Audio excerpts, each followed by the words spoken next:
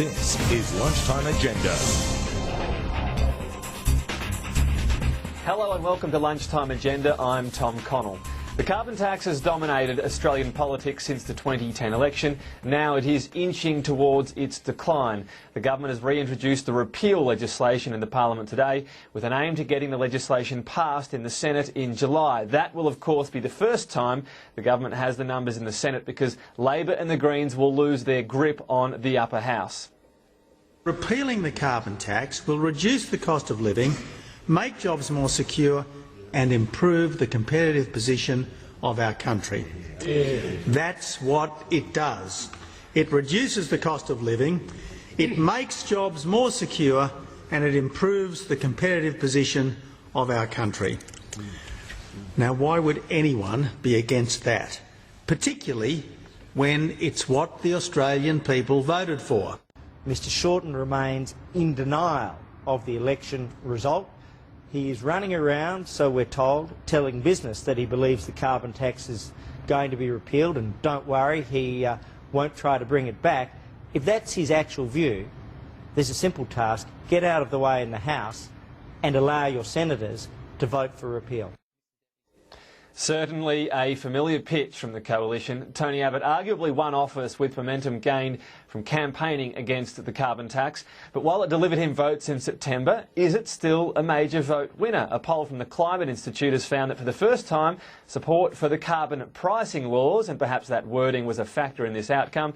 After 2 years, though, of a carbon tax, this poll found that 34% of people support a carbon price, 30% oppose it, while 36% are ambivalent, not caring either way. Hardly overwhelming support for a carbon price, but no longer, perhaps, a disastrous issue for Labor. Labor leader Bill Shorten would no doubt hope so, but he was trying to turn attention away from the carbon tax today and back on the government's budget.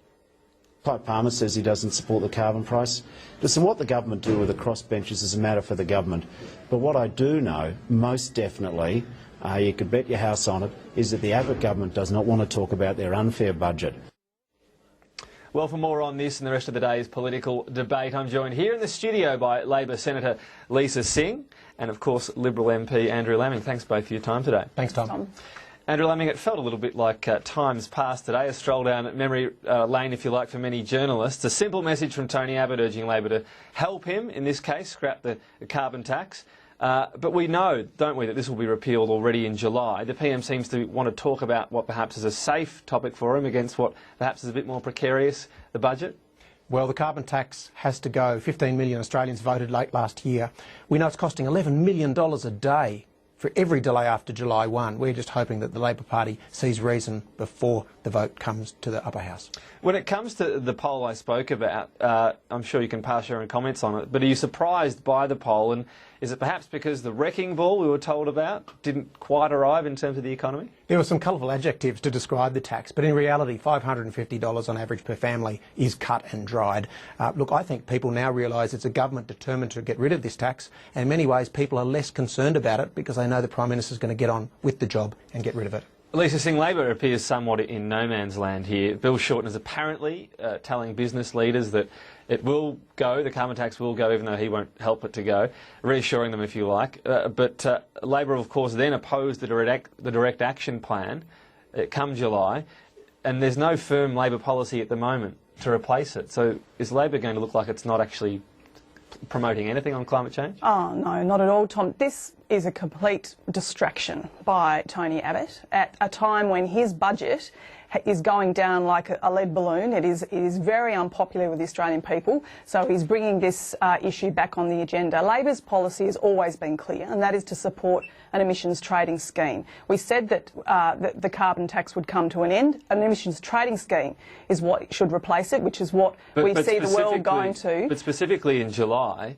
we've already heard from the Shadow Environment Minister that they'll take something along those lines in the next election, but don't know what. So you're going to be in this position saying, no to direct action, carbon tax is gone, and we'll work out something soon. Well, Tom, direct action is an international joke. I mean, here we have a budget that rips the heart out of low-income, middle-income Australians, and then the government wants to introduce direct action, which is the most expensive policy position to go down. It's been, you know, completely laughed out of in the international community. It is not a decent replacement to what we currently have, which is going forward an emissions trading scheme. That has been Labor's policy, and that is what the international community all are moving towards as well, which is what we've seen from the US recently. What might need to be revealed is perhaps details down the track. Andrew Laming, I heard you mention before the $550 better off a year for families.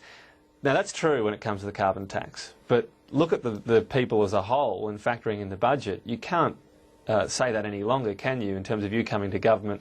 This big up in letters, you'll be better off financially, isn't going to be the case for all of these families, isn't it? Look, I've asked people to come forward and find where they feel they'll be hurt by the budget, because in reality $550 a year puts them well in front. The indexation changes are after the next election in most cases, so I'm asking people if they think that they're affected and they don't want the carbon tax removed to let me know. That's not the mood in my electorate. Look, people know we're at the front of the pack. Problem for tomorrow or next election then, Well, give people a chance to vote on the results. And like the English government, they've delivered results with a similar approach. We're seeing the English economy turning around, the Bank of England contemplating raising interest rates. English has an emissions trading scheme in place. It's a strong economy. It's doing very well. It has an emissions trading scheme. But not many of our trade partners do, and that's the point. So we will move with everyone else. We'll still be in the pack, but we won't be out on our own. All right, I guess we'll watch this space and see if perhaps the movement comes shortly, but well, meanwhile we'll move on, because 2 weeks ago there was what might be termed a distraction for Tony Abbott when he and Malcolm Turnbull were forced to deny any sort of internal dissent.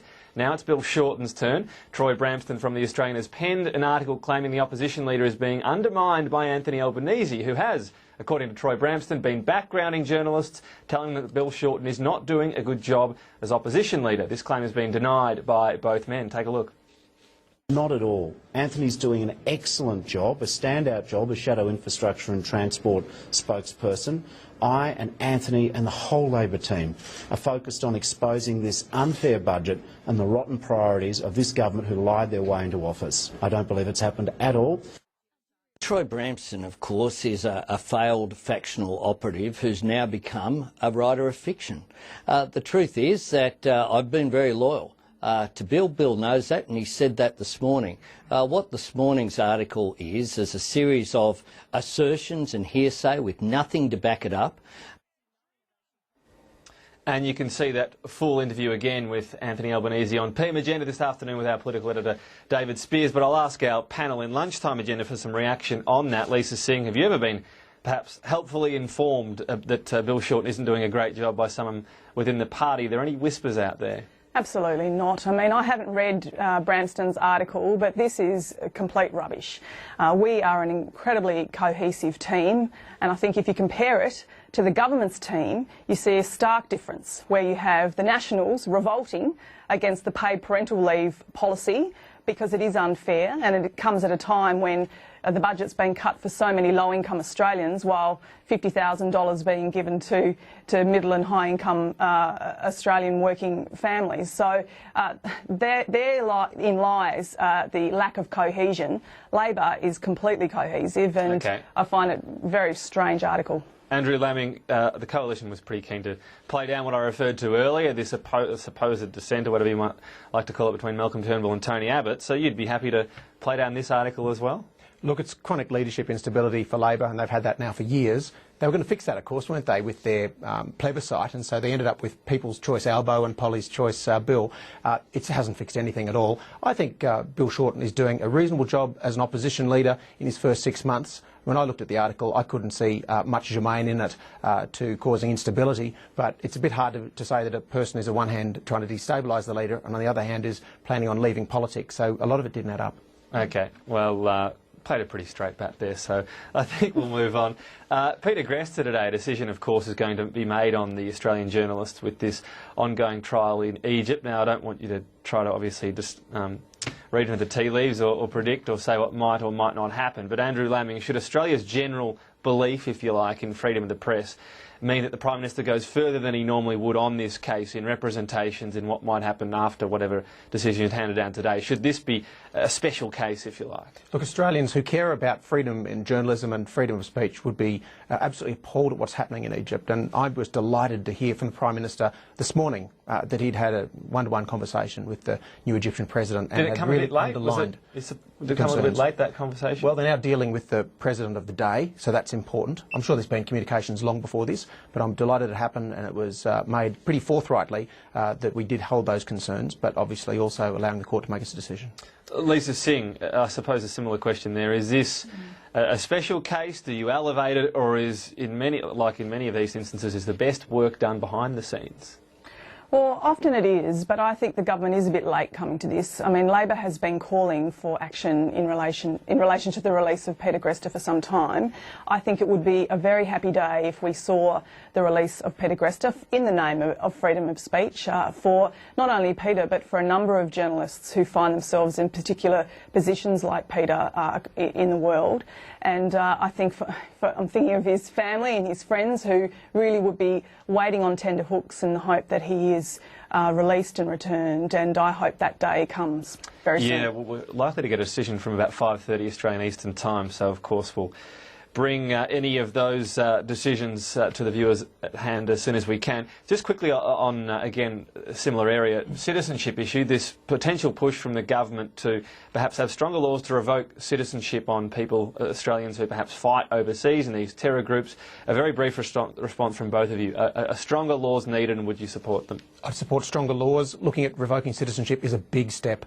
At this point, I don't think we're there yet. Not there yet? Lisa Singh? Well, citizenship's one thing. I think the Australian community and the international community need to be protected from terrorists, and if they are Australians that join terrorist organisations, then the full force of the laws that we have, criminal sanctions under our criminal code, for example, need to be applied and enforced by our law enforcement officers. OK, sounds like a bit of a watch this space. We'll see what happens there, but stay with us on Lunchtime Agenda. Coming up after the break, we're going to speak to an Indonesian expert on the presidential elections over there and what it might all mean for Australia. Stay with us.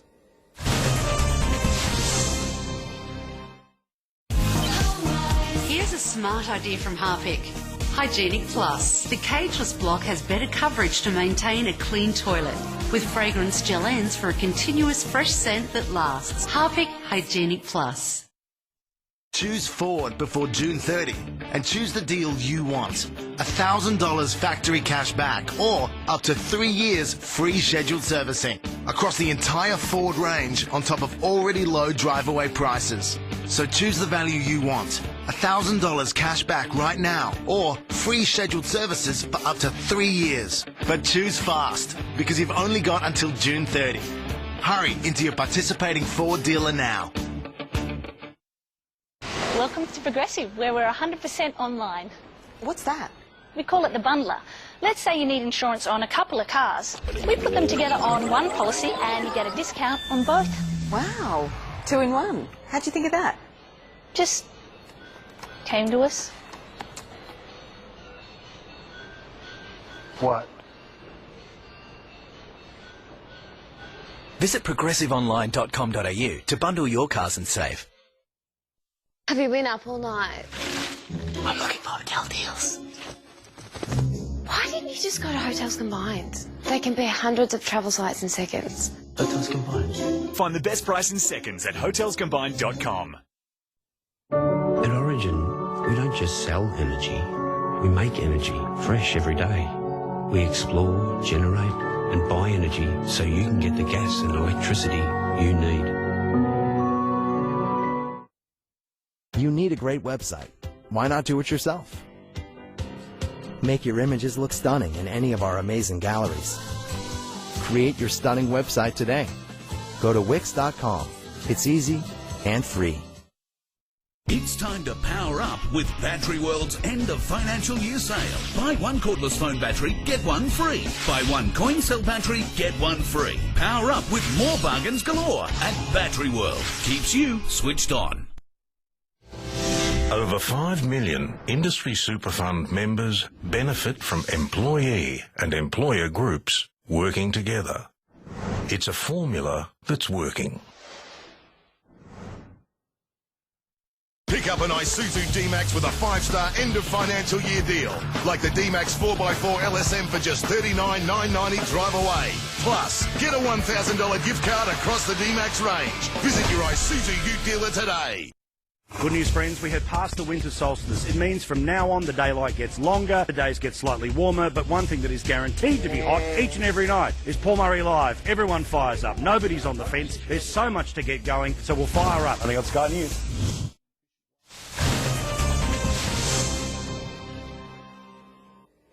You're watching Lunchtime Agenda. Well, overnight we had the third presidential debate. This is for the candidates for the next Indonesian president, with SBY, of course, stepping down after fulfilling his maximum of 2 terms. It was an interesting debate. There were some comments made, not always complimentary as well, about Australia and the relationship between the two countries. I spoke a short time ago with Greg Feely. He's an associate professor at the ANU and also an Indonesian expert.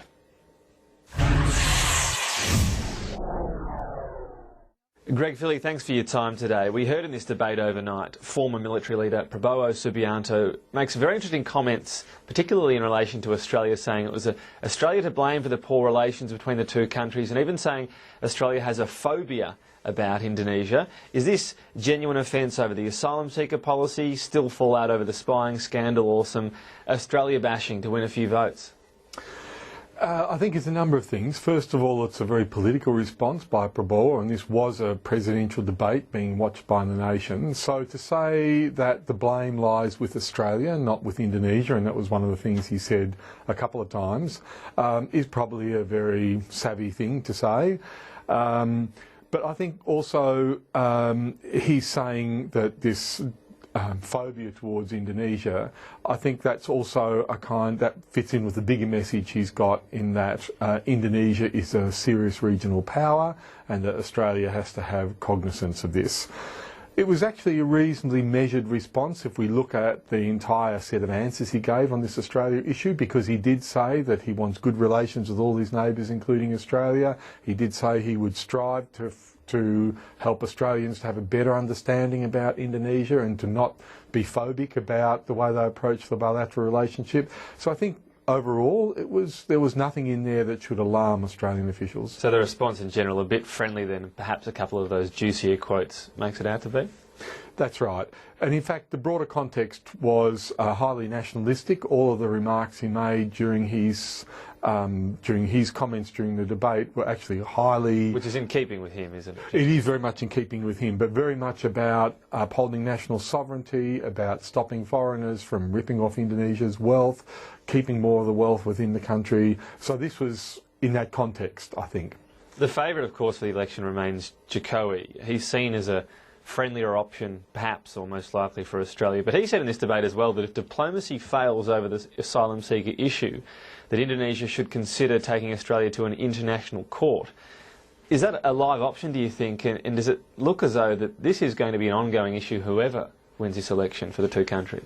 I think it's reasonable to expect that. As long as Australia is trying to stop boats, and in particular is turning back boats, it's going to be a sovereignty issue, it's going to be an issue of neighbourliness, whether Australia should be doing that kind of thing. So I think both leaders, whichever leader gets elected, we can expect probably a stronger line on this. In Prabowo's case, because some of his rhetoric at other times has been highly inflammatory, there is a risk that he would respond in a much more militant way if Australia was turning back boats and the like. I guess from past evidence, Indonesians have been happy with this as a policy. The government's argument, of course, the Australian government, is that if they stop boats altogether, they don't have to turn them back around, and it's not really an issue. Would it go away? Would this simmer down as an issue if the asylum seeker boats weren't even heading out, or would they still want to stake some claim over this?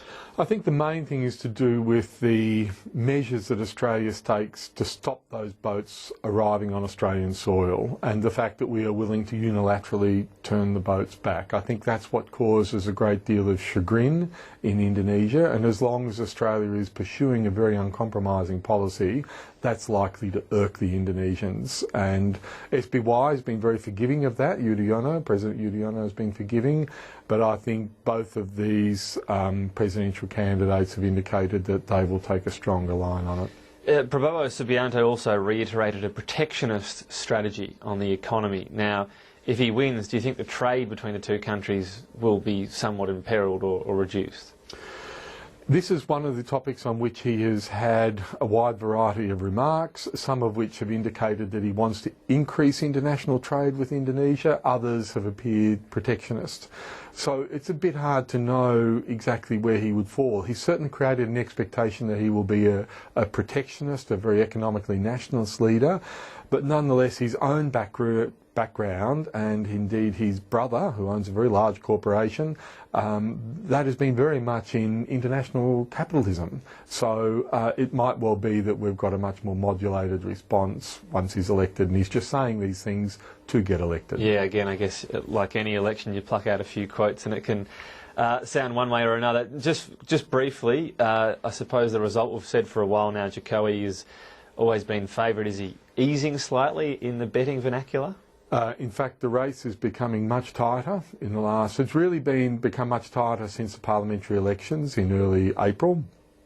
And the trend line for Jokowi is up, depending on which... For nearly all of the polls, the trend line for Jokowi, depending on which pollster you rely upon, is either flat or dropping slightly. So... The trend line, sorry, for Subianto was up, because I think you said Jokowi's... Oh, sorry, my apologies, yes. So... Prabowo is closing on Jokowi, and Jokowi's campaign, Jokowi is not making inroads, he's steady, and Prabowo is picking up much more of the large percentage of undecided voters. So it's actually will be quite a suspenseful election, I think. All right, well, we'll keep an eye on it, as I'm sure you will. Greg Philly, thanks for your time today. My pleasure, Tom. Well, for reaction in Canberra, we've still got with us our political panel today, of course, Lisa Singh from the Labor Party and Andrew Laming from the LNP.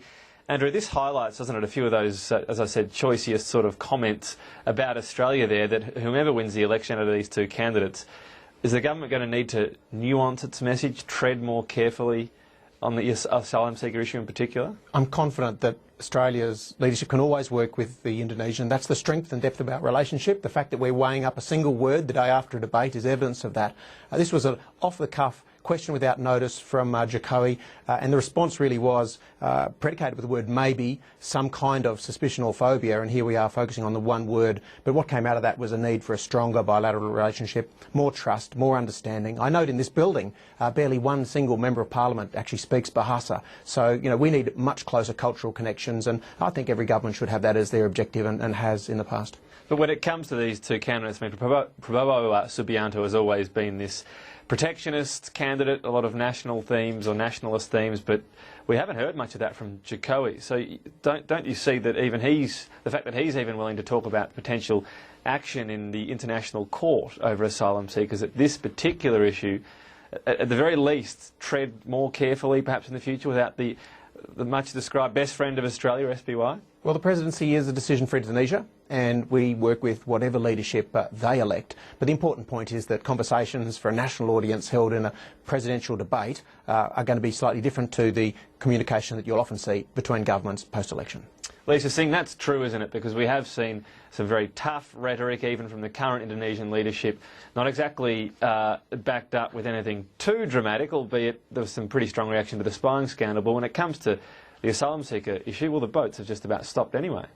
Well, Tom, I thought that was a very interesting interview that we just listened to, and I think it shows that President SBY has been forgiving to this government, and that we may not see that same outcome out of whichever candidate is elected, and that this unilateral turn the boat back policy has, among other things, the spying scandal, all added up to the need for the Australian government to work hard with its relationship with Indonesia and, you know, to have a more both soft and hard diplomatic way forward, and perhaps to not do things so unilaterally. And I think that is a very important point that came through in that interview. And I think we've had a damaging relationship since this government's been elected, and it needs to be repaired. These are our neighbours. This is a powerful neighbour that we have, and we should be working with them, not against them. There was some damage as well under Labor, of course, with live exports. But the other issue here, isn't it, is that boats have stopped. We know that's a big domestic issue. And Richard Marles, the Shadow Immigration Minister, hasn't ruled out that becoming part of Labor's policy down the track. Is that something you'd like to see him rule out, or would Labor ask Indonesia, can we turn back boats to your country? Because the answer's going to be pretty obvious, isn't it? Well, it is not Labor's policy, and what we know is the way in which this government has gone about this unilateral policy, described in that interview, has not helped our relationship with Indonesia at all. And we need to ensure that our relationship with Indonesia is a very good one. They are our neighbours, and we need a much better relationship than what we've had in the last 8 months. OK, I'm going to move on to one final topic just briefly. The Prime Minister has announced his trip. He did say before the election he'd continue this tradition of visiting one Indigenous community, remote Indigenous community each year. He's going to do that, I think, just in time for his one a year in East Arnhem Land in the Northern Territory. Lisa Singh, it's a pretty big commitment for a PM to take on. Are you glad that this commitment remains? Well, good on the Prime Minister, but I hope he backs it up with not cutting Indigenous programs. I mean, we've seen it across the board, whether it's Indigenous health, Indigenous legal services, Indigenous language programs. I mean, it's one thing to go and visit Arnhem Land or another Indigenous community in the country. Good on him for doing that, but he needs to back that up with ensuring there is funding in the budget for the ongoing needs of various Indigenous communities across Australia, and that has not been shown in the recent budget. Andrew Laming, your response to that is the cuts that have been made to some of these areas, that just a part of every area, every sector pulling their weight, and something that those communities have to A little accept? more than that. We really have an obligation, Tom, to get the best possible Indigenous affairs outcomes. We've got these agreements now in place to hit targets. That's all wonderful. But having 150 different programs that weren't talking to each other, each with their own administrative back end, can clearly be simplified, and that labyrinth will go back to 5 basic core approaches and 5 strategies. And then, I mean, secondly, people want to know that the money is well spent and it's actually making a difference. And with the greatest respect, I'm sure Lisa's been there herself, we can spend our money far better in Indigenous affairs with a common sense approach that links welfare back into work, attending school, and some of these things that we've already picked up working so well in Cape York. So that's the future. Cuts to Indigenous legal centres will lead potentially to more Indigenous people in our prison system. How is that good for Indigenous people in this country? It is absolutely shameful. If they get a job, they're less likely to end up in the Were there any system. parts of the cuts that you didn't agree with from the budget when it came to Indigenous areas? No, Tony's absolutely on the spot. Nigel Scullion is always on the ground up there. It'll be a very successful week. OK, well, another one to watch and wait and have a look at. But for the moment, I'll let you get off to question time. Andrew Laming and Lisa Singh, thank you both for your time today on Lunchtime Agenda. Thanks, Tom. That's it for the program today. As mentioned, we are looking ahead now to question time. It is about to start in the House. We'll see, of course, no doubt, plenty of talk once again about that topic we spoke about at the top of the show, the carbon tax. We've heard